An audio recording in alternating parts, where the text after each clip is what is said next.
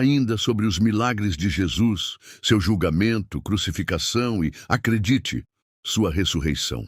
Mas o que exatamente essa carta diz? O que Pilatos poderia ter escrito ao imperador sobre a ressurreição do Filho de Deus e sua aparência física? Pilatos começa a carta a Tibério César, o imperador, dizendo: Saudações, Majestade. Os acontecimentos recentes em minha província foram tão extraordinários que sinto a necessidade de relatá-los em detalhes. Acredito que esses eventos podem, no futuro, influenciar o destino de nossa nação. Parece que, ultimamente, todos os deuses se afastaram de nós. Estou quase pronto para dizer que foi um dia amaldiçoado, aquele em que assumi o lugar de Valérios no governo da Judéia, pois desde então minha vida tem sido cheia de preocupações e angústias. Quando cheguei a Jerusalém, tomei posse do pretório e organizei um grande banquete. Convidei um tetrarca da Galileia, o sumo sacerdote e seus oficiais. Mas na hora marcada, ninguém apareceu. Encarei isso como um desrespeito à minha autoridade e ao governo romano. Dias depois, o sumo sacerdote veio me visitar. Tinha um ar sério e dissimulado. Alegou que sua religião não permitia que se sentasse à mesa com romanos. Mas sua expressão revelava a falsidade de suas palavras. Apesar de aceitar sua desculpa, ficou claro para mim que ele e seus seguidores estavam contra os romanos. Aconselho os romanos a ficarem atentos aos sumos sacerdotes desta terra, pois eles não hesitariam em trair até mesmo suas próprias mães por poder e pela riqueza das cidades conquistadas. Jerusalém, entre todas, é a mais difícil de controlar. A população é tão rebelde que vivo com medo constante de uma revolta. Tenho poucos soldados, apenas um centurião e 100 homens sob meu comando.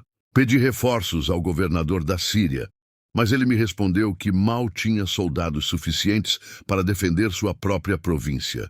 Nossa sede de expansão parece estar além de nossa capacidade de defender o que conquistamos. Receio que isso possa levar à queda do nosso governo.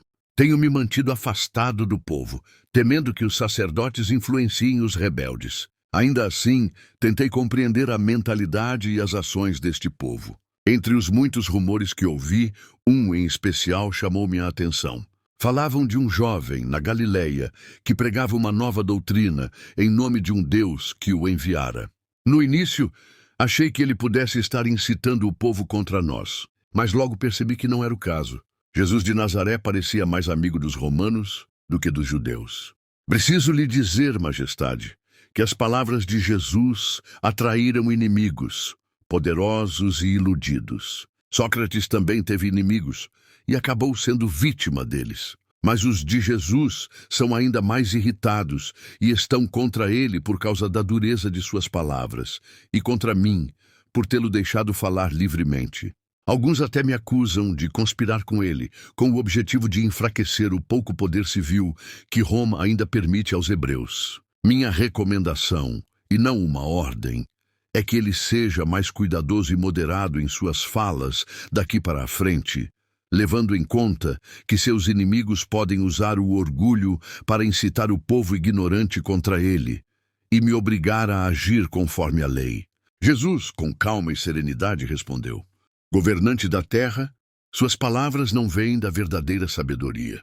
Peça ao Monte Tora para parar no meio do vale. Ele dirá que obedece às leis da natureza e ao Deus Criador. Somente ele sabe para onde as águas fluem. Digo-lhe a verdade. Antes que a rosa de Saron floresça, o sangue do justo será derramado. Seu sangue não será derramado, respondi emocionado. Eu o considero mais valioso por sua sabedoria do que todos esses fariseus revoltosos que abusam da liberdade que os romanos lhes concederam. Eles conspiram contra César, falam mal dele e fazem o povo acreditar que é um tirano, quando na verdade deseja o bem da província.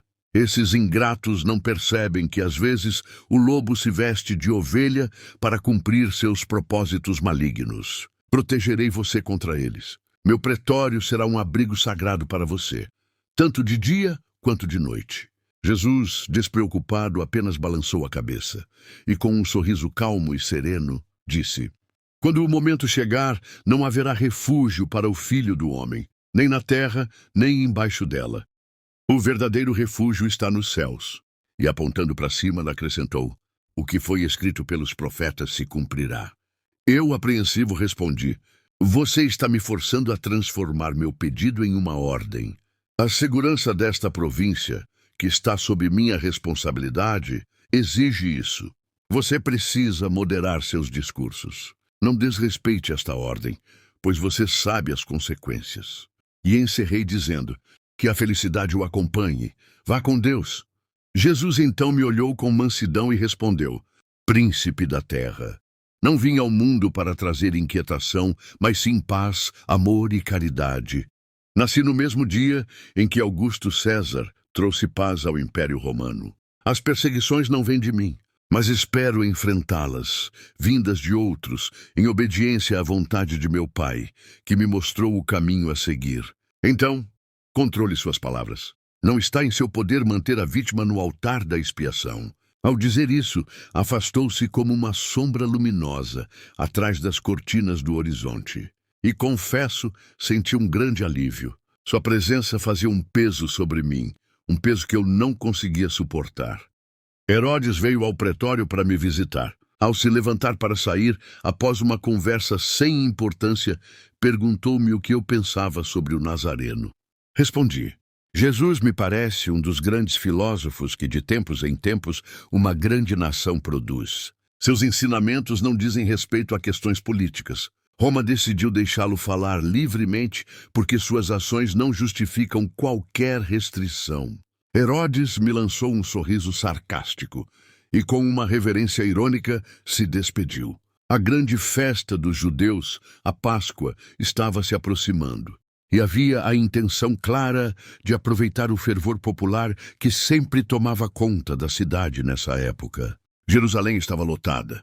Uma multidão barulhenta e hostil clamava pela morte de Jesus. Meus informantes disseram que o tesouro do templo havia sido usado para subornar o povo.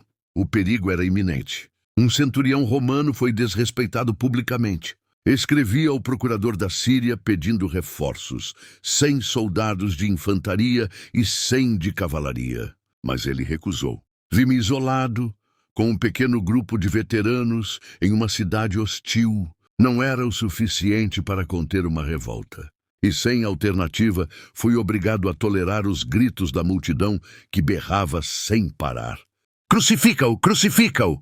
Naquele momento, 3 grandes facções se uniram contra Jesus: os herodianos, os saduceus e os fariseus. A posição ambígua dos herodianos e dos saduceus. Parecia haver 2 motivações por trás da fúria dos judeus. Eles odiavam Jesus e, ao mesmo tempo, estavam cansados da dominação romana. Nunca me perdoaram por ter entrado na cidade sagrada com bandeiras que exibiam a imagem do imperador romano. E apesar de eu ter cometido um erro grave naquela ocasião, para eles, o sacrilégio ainda parecia indesculpável. Outro conflito também crescia entre eles. Eu havia sugerido usar parte do tesouro do templo para financiar obras públicas, e essa proposta foi vista especialmente pelos fariseus, que já eram inimigos declarados de Jesus, como algo inaceitável. Eles pouco se importavam com o governo, mas guardavam rancor pelas duras críticas que o Nazareno lhes fazia há 3 anos, por onde quer que passasse. Além desses grupos, eu ainda precisava lidar com a população desordeira e irresponsável, sempre pronta a se unir a uma revolta apenas para tirar vantagem da desordem que viesse depois. Diante disso, Jesus foi levado ao sumo sacerdote e condenado à morte. Foi então que Caifás, o sumo sacerdote, tomou uma atitude de aparente submissão. Enviou Jesus a mim para que eu confirmasse a condenação e assegurasse sua execução. Respondi que, como Jesus era da Galileia, o caso deveria ser julgado por Herodes, e ordenei que o levassem até ele. Herodes, por sua vez, mostrando uma falsa humildade e declarando deferência ao representante de César, devolveu Jesus a mim, deixando a responsabilidade final em minhas mãos. Logo meu palácio se transformou em uma fortaleza. O número de descontentes crescia a cada instante. Jerusalém foi invadida por multidões que desciam das montanhas da Galileia. Parecia que toda a Judéia se reunia na cidade. Uma vidente gaulesa, que dizia prever o futuro, se lançou aos meus pés, chorando, e me avisou: "Cuidado! Não toque naquele homem, pois ele é santo. Ontem à noite eu o vi em uma visão, caminhando sobre as águas, voando nas asas do vento. Ele falava com a tempestade e com os peixes do lago, e todos o obedeciam. Vi o rio no Monte Catarina correr com sangue, as estátuas de César chorar em lágrimas, e o sol da manhã parecia uma virgem em luto. Se não ouvir os apelos de sua esposa, um grande mal o espera. Tema a maldição do Senado romano. Tema os tronos de César." Naquele momento, as escadarias de mármore do meu palácio tremiam sob o peso da multidão. Quando trouxeram Jesus de volta a mim, fui até os tribunais de justiça, cercado pela minha guarda, e perguntei com firmeza à multidão: "O que vocês querem?" Responderam em coro: "A morte de Jesus." "Qual o crime dele?" insisti. Eles gritaram: "Ele blasfemou, profetizou a destruição do templo, se declarou filho de Deus, o Messias, o rei dos judeus." Respondi que a justiça romana não condena ninguém à morte por tais acusações. Mas os gritos continuavam: "Crucifica-o! Crucifica-o!" A multidão enlouquecida fazia as paredes do palácio tremerem. Entre todos, o único que permanecia tranquilo era Jesus. Após várias tentativas frustradas de protegê-lo da fúria de seus inimigos, adotei uma medida que parecia ser a única capaz de salvar sua vida. Sugeri, como era costume durante as festividades, a libertação de um prisioneiro. Propus que libertássemos Jesus, mas o povo preferiu que ele fosse crucificado. Tentei argumentar. Expliquei que, de acordo com a própria lei judaica, nenhum juiz podia condenar um réu sem antes jejuar um dia inteiro, e que a sentença precisava do consentimento do sinédrio e da assinatura do seu presidente. Segundo a lei deles, nenhuma execução criminal podia ocorrer no mesmo dia da sentença. No dia seguinte, o sinédrio deveria revisar todo o processo. Além disso, era necessário que um homem ficasse à porta do tribunal com uma bandeira, enquanto outro, montado em um cavalo, anunciava o nome do condenado, o crime e as testemunhas, perguntando se havia alguém que pudesse depor a seu favor. O prisioneiro, a caminho da execução, tinha o direito de voltar até 3 vezes para apresentar novos argumentos. Insisti nesses pontos na esperança de convencê-los. Mas os gritos continuavam. "Crucifica-o! Crucifica-o!" Ordenei então que Jesus fosse flagelado, acreditando que isso bastaria para satisfazer sua sede de sangue. Mas apenas intensificou o ódio deles. Chamei uma bacia com água e lavei minhas mãos diante daquela multidão furiosa. Afirmei com convicção: em meu julgamento, Jesus de Nazaré não fez nada que mereça a morte. Poucos dias depois, o túmulo foi encontrado vazio. Os discípulos começaram a proclamar com fervor que Jesus havia ressuscitado, exatamente como ele havia previsto. Essa notícia causou ainda mais comoção do que a sua própria morte. Não posso afirmar com certeza o que de fato aconteceu, mas investi tempo e recursos para investigar esse acontecimento profundamente. Você, nobre soberano, pode conferir os fatos e julgar por si mesmo se houve algum erro da minha parte, como tem alegado Herodes. José de Arimateia usou seu próprio túmulo para sepultar Jesus. Se ele sabia ou planejou algo relacionado à possível ressurreição, isso eu não posso afirmar. Porém, no dia seguinte ao enterro, um dos principais sacerdotes veio até o pretório, visivelmente preocupado. Ele temia que os discípulos pudessem roubar o corpo de Jesus, fazendo parecer que ele havia realmente ressuscitado. Mandei chamar Isam, e o que ele me contou foi algo que jamais esquecerei. Ele disse que por volta do início da 4ª vigília, entre 3 e 6 da manhã, uma luz suave e bonita surgiu sobre o túmulo. A princípio, pensou que fossem mulheres chegando para embalsamar o corpo, como era costume.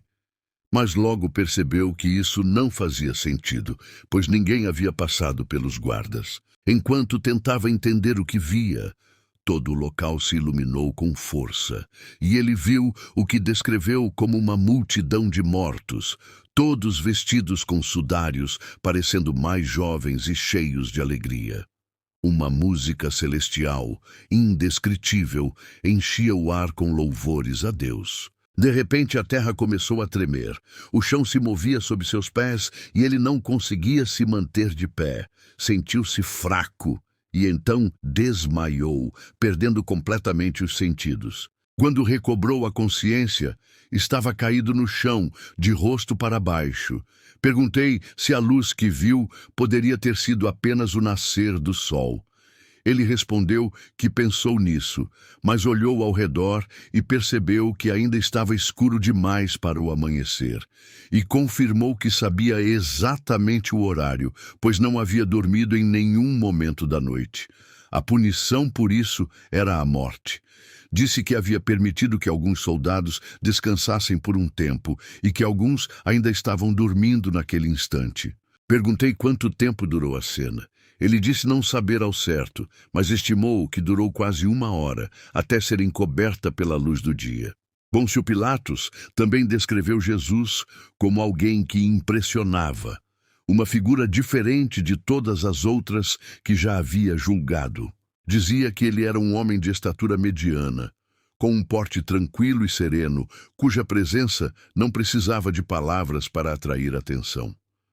Seu rosto carregava uma expressão constante de bondade e paz, transmitindo calma, mesmo nos momentos mais tensos. Pilatos mencionou que Jesus olhava para as pessoas com compaixão, como se enxergasse o mais profundo de cada alma.